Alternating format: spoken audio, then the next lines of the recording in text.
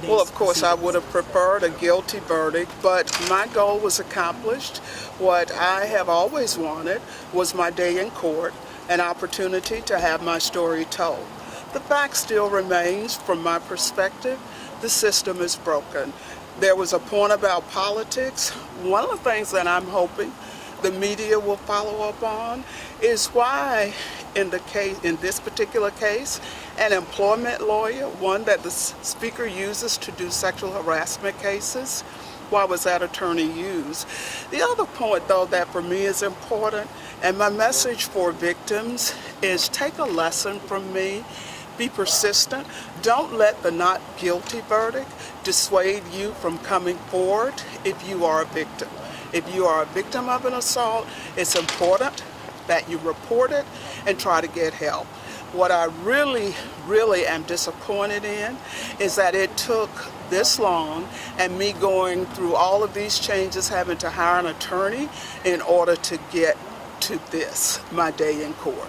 So while I'm disappointed in the verdict, I know what happened to me, Mr. Govan knows, and the rest was in the hands of the jury.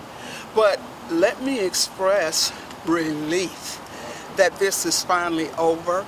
It took a year and a half. It should not have happened like that. And so there is still in my mind a question about the system and how the average ordinary victim of assault goes about getting a remedy for that. My first complaint is that it wasn't a sexual harassment claim. My complaint was about an assault, which made it criminal. An employee relations lawyer is not, in my mind, the venue for that.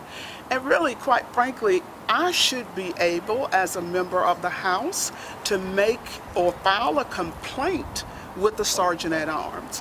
What I think got lost in there, and we talk about the politics, is that I was not allowed to file a complaint. As a matter of fact, I was deprived of the opportunity to file a complaint with the Bureau of Protective Services, which is responsible for the State House complex, with DPS. And so what I wound up doing as a victim was searching around for some place to file a complaint. That to me suggests that the system is broken. The other thing I was interested in seeing and hearing today was Representative Duckworth. It's like, okay, where has he been?